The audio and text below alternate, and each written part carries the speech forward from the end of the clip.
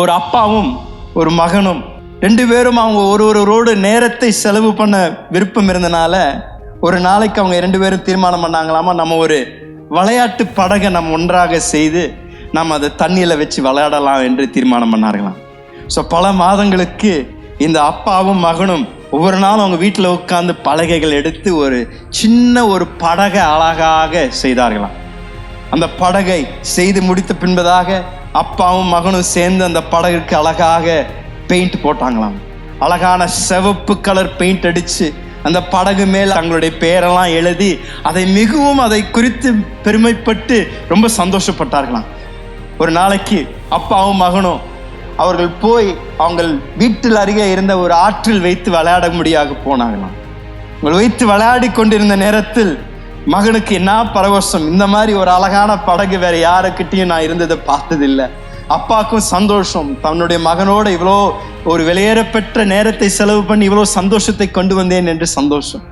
இவர்கள் விளையாண்டு கொண்டிருந்த நேரத்தில் திடீரென்று ஒரு வெள்ளம் அடித்து கொண்டு வந்து அந்த படகு அதனால அப்படியே அடித்து கொண்டு போனது. மகனுக்கு மிகப்பெரிய வருத்தம். இவ்வளோ நாட்களாக பிரயாசப்பட்டு செய்த அந்த அழகான சின்ன சிவப்பு படகு காணாம போயிடுச்சு என்று மிக வருத்தத்தோடு இருந்தான்.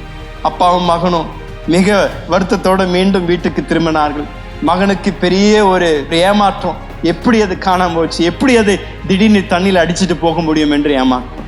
ஒரு வாரம் கழித்து இந்த சின்ன பையன் அந்த பட்டணத்துல நடந்து கொண்டிருந்த பொழுது ஒரு கடை பக்கத்துல அவன் போன பொழுது அந்த ஜன்னலில் திடீர்னு பார்த்தா அதே படகு அந்த ஜன்னலில் வைத்திருக்கிறதை பார்த்தான்.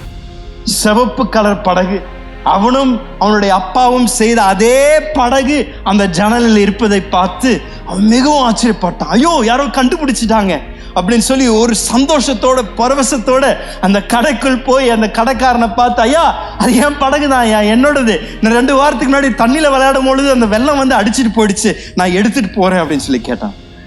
கடைக்காரன் பார்த்து சொன்னானாமா, எடுத்துட்டு போ தம்பி, ஒன்றும் பிரச்சனை இல்லை, ஆனால் அதுக்கு தேவையான காசு நீ கொடுக்கணும் அப்படின்னு. இல்லையா, அது என்னுடைய படகு தான், நானும் என்னுடைய அப்பாவும் நான் செய்த படகு தான் அப்படின்னு சொன்னாங்க. என்னவா இருக்கட்டும், நீ அதற்கு என்ன ஆகுதோ அது நீ காசு செலுத்தினாதான் அந்த படகு எடுத்துட்டு போக முடியும் என்று கடைக்காரன் சொன்னான்.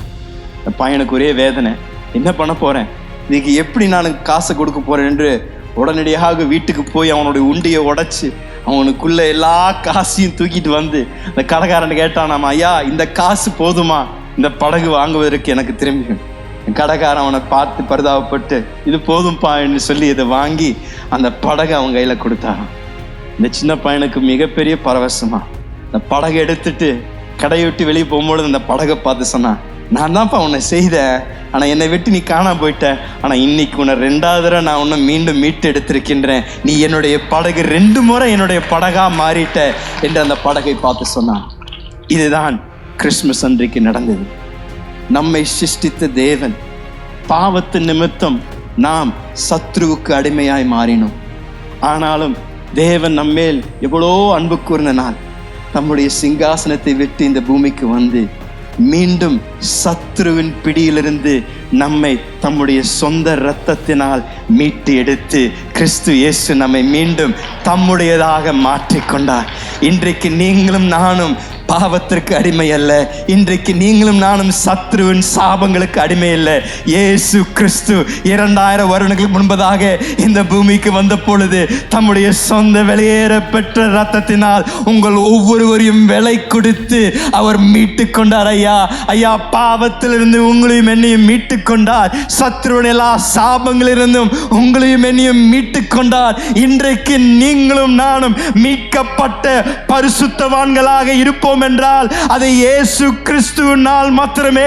அவர் மாத்திரம் இந்த பூமிக்கு வராமல் இருந்தால் இன்றைக்கு நீங்களும் நானும் இன்னும் இருளிலும் இன்னும் பாவத்திலும் சாபத்திலும் மடிந்திருப்போம். ஆனால் இயேசு நம்மேல் வைத்திருந்த மிக பெரிய விவரிக்க முடியாத அன்பின் நிமித்தம் நம்மை மீண்டும் மீட்டு கொண்டு உங்களையும் என்னையும் பார்த்தவர் சொல்றார், நான் உன்னை என் ரத்தத்தை கொடுத்து நான் மீட்டு கொண்டேன் அப்பா, நீ என்னுடையவன், நான் உன்னுடையவன், இனியும் நான் உனக்குள் வசித்திருப்பேன், நீ என்னோட நடக்கலாம் என்று இயேசு நம்மை பார்த்து சொல்கின்றார்.